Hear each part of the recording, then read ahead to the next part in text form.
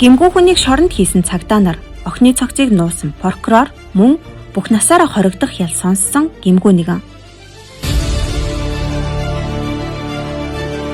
Ил болох үнний дараа хинэн үнэхээр үнний ард нөхцөн манууха байсан бэ. Сайн мэцхан үзэгчдээ Дэскеркров цуурлынхаа 10 дугаар ангийг хүлээн авна уу?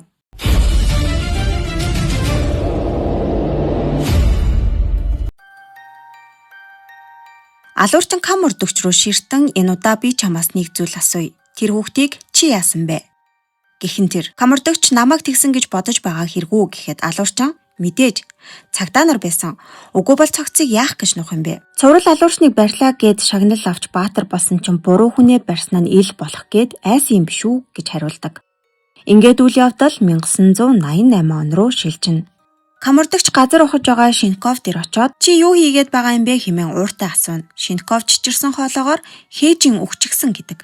Юу гэсэн үг вэ гэхэд би цогцыг нь болсон юм аа гэж хариулдаг. Тэгээд тэр өдөр юу болсныг Шинков үннээр нь ярьж эхлэв.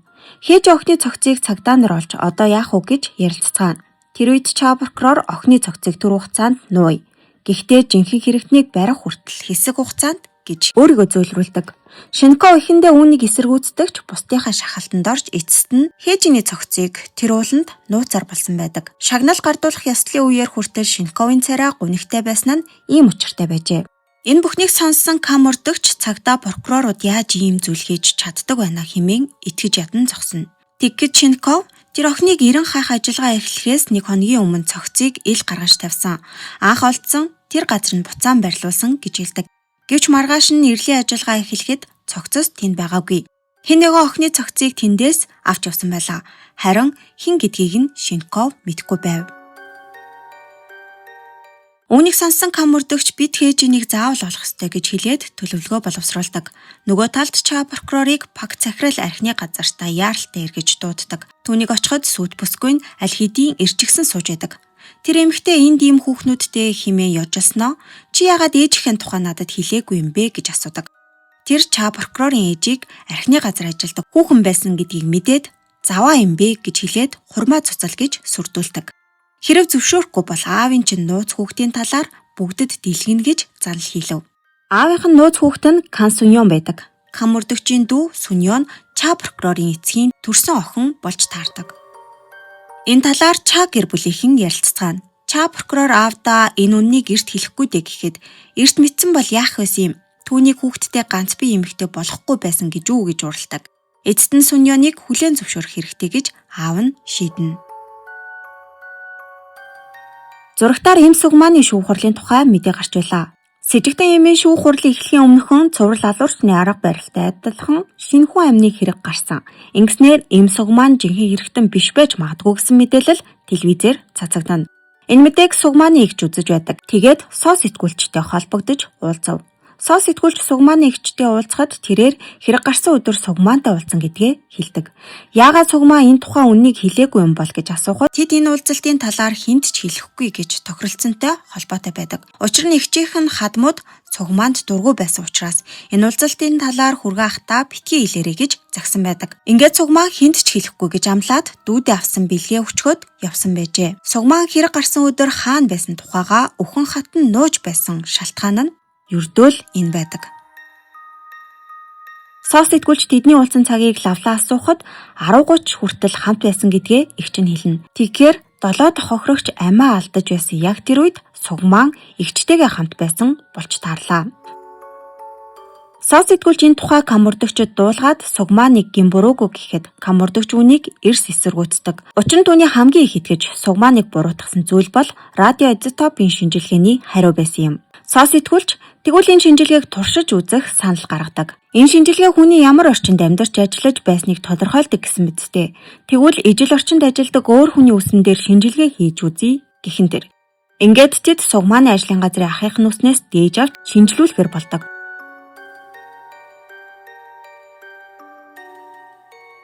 Хэсэг хугацааны дараа шинжилгээний хариу гарч шинэ сорьц сугмааны сорьцоос илүү хэрэгтний үсний сорьцтой таарч байна гэж гардаг. Ингээд кам урдагчийн хамгийн их итгэж байсан нотлох баримт гаахаж эхлэв.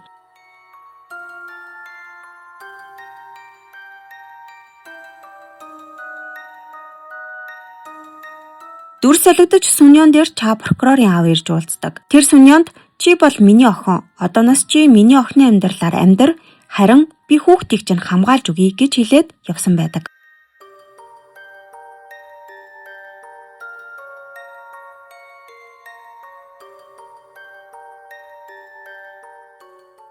Баг захирлын архины газарт Ча прокурор Кам мөрдөгчтэй уулзах бөгөөд Ча прокурор өнгөрсөнд хийсэн бүхэндээ уучлалт хүсдэг. Тэгээд "Бидний холбоо цуснаас ч илүү хүчтэй. Учир нь сүньон бол миний дүү" гэхин тэр. Үүнийг сонссон Кам мөрдөгч тэр дороо сүньон дээр очих бөгөөд Ча гишүүнд итгэж болохгүй хүн гэж анхааруулдаг. Гэвч сүньон аль хэдийн шийдвэрээ гаргасан байлаа.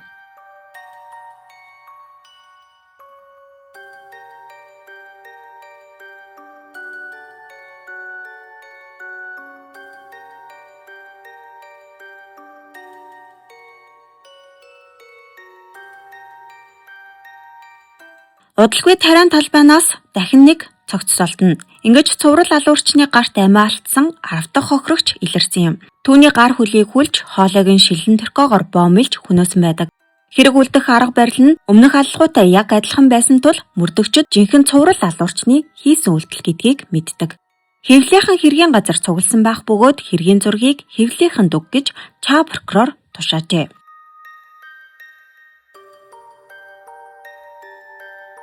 Яг энэ үед цугмааны шүүх хурал болох бөгөөд Кам мөрдөгч гэрчээр оролцох боломжгүй болдог бол Ча прокурор им цугмааныг цуврал алуурчныг дуурайсан алуурчин хэмээн үзэж цаазын ял шаардсан хിവэр байлаа. Цугмааны өмгөөлөгч Сол сэтгүүлчийг гэрчийн судалт дуудах бөгөөд тэрээр радио изотопын шинжилгээ алдаатай гэж мэдүүлдэг. Гэвч Ча прокурор цагдаа нар цугмааныг зөвхөн шинжилгээний хариунаас болж баривчлаагүй.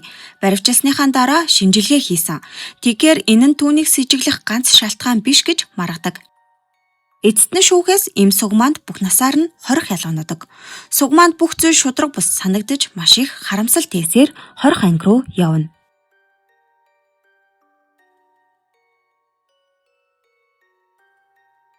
Харин нөгөө талд Баг захирал Кам мөрдөгчийг нэгэн эзгүй газар авчирсан байлаа. Гэвч тэнд хээж охин байсангүй. Тэгээд тэд Кам мөрдөгчийн араас хүрдзээр цохиж унгаагаад зодож эхэлдэг. Түүнээс алуурчны талаар асуух бөгөөд Кам мөрдөгч хээж охины цогцос хаана байгааг хэлж өгөхийг эцсээ хүртэл шаардсаар байдаг.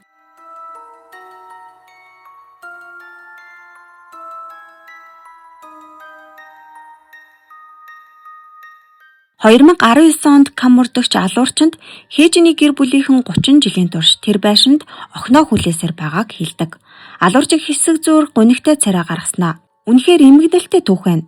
Би ч бас хайртай хүнээ алдсан. Тэр мэдрэмжийг сайн мэднэ гэж хэлхэн тэр. Гэтэл Кам мөрдөгч түүн рүү зэвүүцэн хараад тэр мэдрэмжийг мэддэг хүн өөр айлын гэр бүлийг сүйтгэн гэж үү гэж асуухад алуурчин "Чи намайг буруутгаад байгаа юм уу? Гэхдээ чи ч бас энэ бүхэнд буруутай. Үүнээс чи яасан ч мултарч чадахгүй" гэж хэлдэг. Алуурчин үргэлжлүүлэн тусгаалсан хоёр аллагынхаа талаар дахиж ярьдаг. Тэр энэ удаа хоёр хэргийн нэг нь хүүхэд байсан. Харин нөгөөг нь чи юу гэж бодож байна да? Хэмээн Кам мөрдөгчөөс асуув. Тэгснээ жаахан сэжүүрүүгээ. Энэ их харамсалтай хэрэг байсан. Миний оронд гэмгүй хүн баригдсан. Түүнийг шоронд хийсэн хүн бол чи. Тэр мөчид Кам мөрдөгч үннийг олгов. Им цугмааны үүрсэн 7 дахь алхахыг ч тэр үлдсэн байжээ. Алуурчин зэвүү хөрмээр инээмсэглснээ тэрийг ч бас би хийсэн гэж хэлдэг. Ингэж гэмгүй хүн бүх насаараа хоригдож жинхэнэ алуурчин олон жилийн турш тэдний нүдэн дээр сул чөлөөтэй амьдарч байсан гэх аимшиг түнэн ил болно. Ингээд цувралын маань 10 дугаар анги төгсдөг.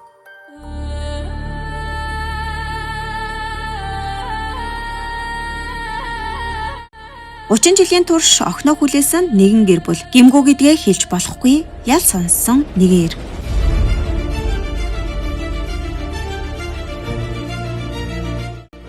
Харин жинхэнэ алуурчин тэдний яг хажууд байдаг.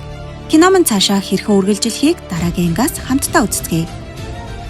Тэр хүртэл баяртай үзэгчдээ.